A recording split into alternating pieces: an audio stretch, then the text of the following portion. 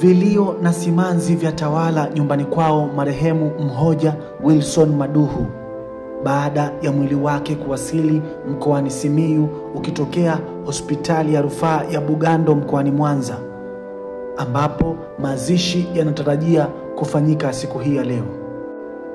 Mhoja Wilson aliyekuwa na umri wa miaka 18 alifariki dunia kwa kile kinachodaiwa kupigwa viboko 10 na mwalimu Februari 26 mwaka huu 2025 kwa kushindwa kufanya kazi za vikundi, yaani group discussion, aliyotolewa na mwalimu huyo.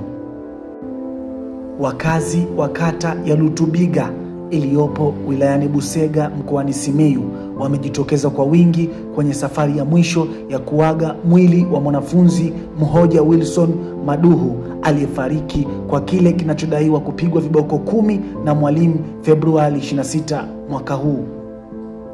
Msibani hapo, wananchi baadhi yao walikuwa wamebeba mabango yaliyoandikwa maneno yanayokemea adhabu kali zinazotolewa na walimu kwa wanafunzi wao. Marehemu alikuwa mwanafunzi wa shule ya sekondari Mwasamba iliyoko wilayani Busega mkoani Simiyu, na mwili wake umefika nyumbani kwao ukitokea hospitali ya rufaa Bugando ulipokuwa umehifadhiwa baada ya kufanyiwa uchunguzi.